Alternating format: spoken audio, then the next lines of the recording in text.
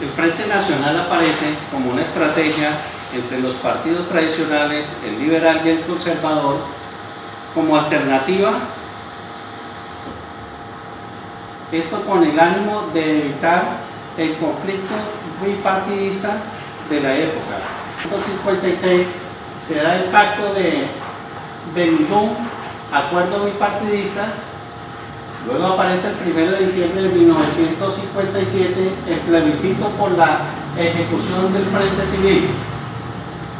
Luego, el 7 de agosto de 1958, empieza el periodo del Frente Nacional, presidido por el presidente de ese entonces, el doctor Alberto Lleras Camargo, hasta el año 1974, donde inicia el gobierno del presidente Misael Pastrana Borrero.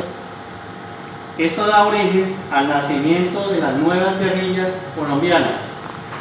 Luego de la muerte de Gaitán, nacieron los primeros grupos guerrilleros del continente, las famosas guerrillas liberales, tanto en los llanos orientales como en el Tolima. En este tipo de escenarios harían sus primeras armas Pedro Antonio Marín, Manuel Marulanda Vélez, alias Tiro Fijo. Su antecedente más inmediato, las guerrillas liberales surgidas como reacción a la persecución política iniciada por el gobierno del Partido Conservador en 1946 a 1953.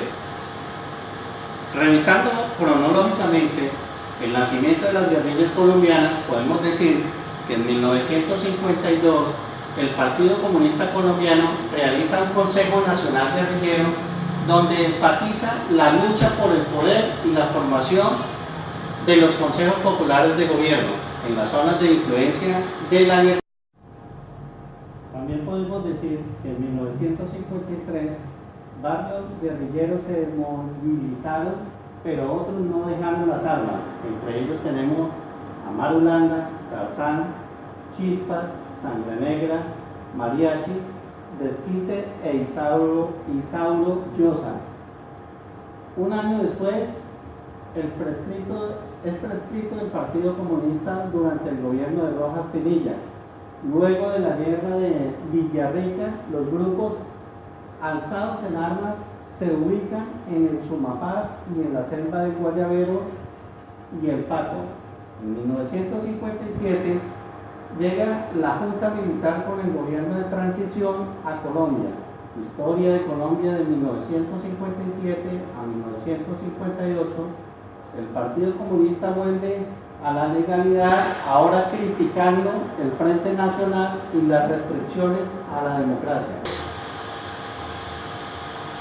También podemos hablar de la aparición de las UCLN, surgido en 1965 en el departamento de Santander como un proceso de erradicación de algunos sectores del movimiento revolucionario liberal.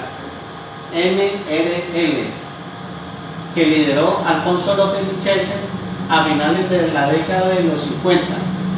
El EPL tuvo origen en 1968, localizado en la región occidental de la costa atlántica, expandiendo luego su acción hacia otras regiones, teniendo particular incidencia en la zona bananera de Urabá, donde el auge de las exportaciones de la fruta creó un fuerte conflicto social. Otros grupos guerrilleros surgidos en la década de los 70 y 80 firmaron acuerdos de paz con los gobiernos de Barco y Gaviria para convertirse en movimientos o partidos políticos.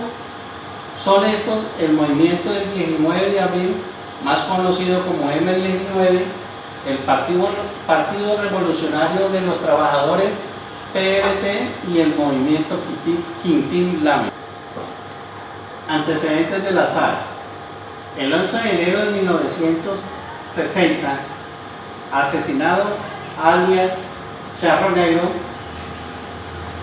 provocando el regreso en armas de las guerrillas campesinas Tiro Fijo a Marquetalia.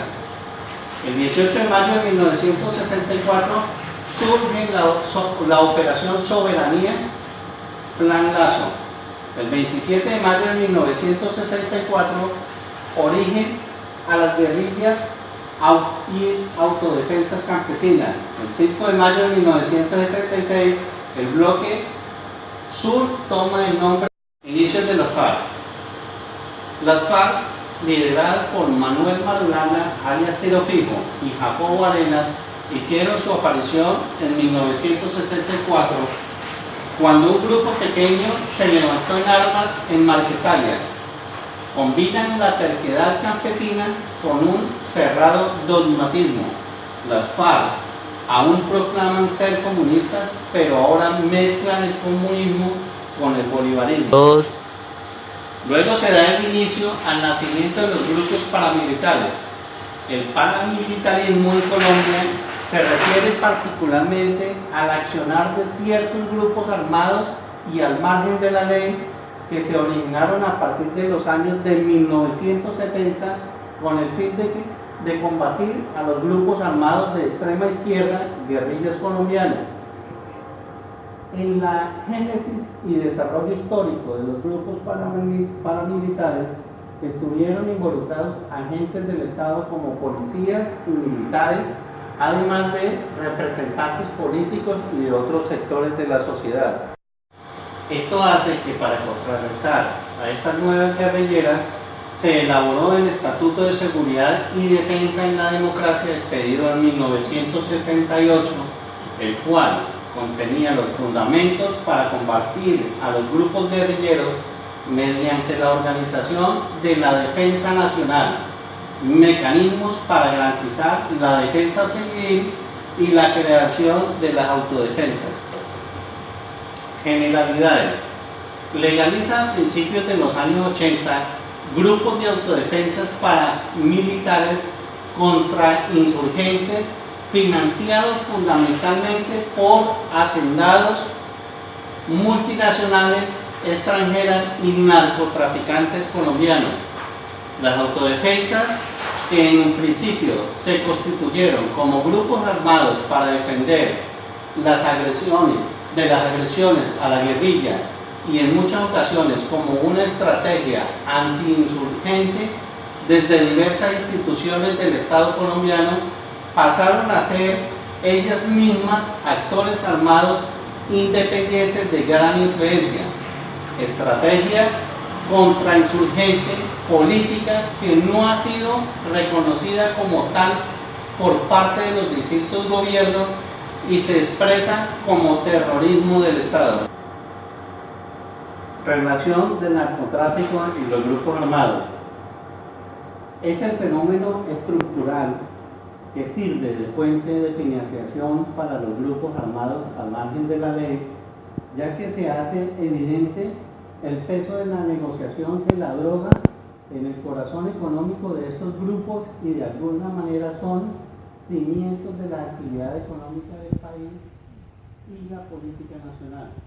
Los paramilitares junto al narcotráfico progresivamente se abrieron paso en los altos círculos, pasando en la década de 1990 a ser parte de las clases dominantes y a ser factor clave en la economía, la vida política e incidir de manera determinante en el Estado y todas sus instituciones.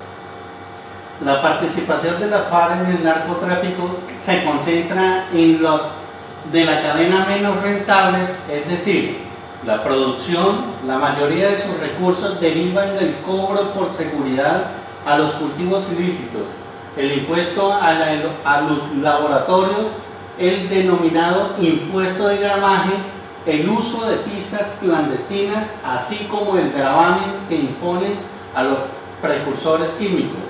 Las FARC protegen las áreas de producción, sirven como intermediarios y en menor medida participan de la exportación, manteniendo el control sobre algunas rutas. El grueso de la explotación y la comercialización de las drogas ilegales sigue estando en poder de los grupos del crimen organizado.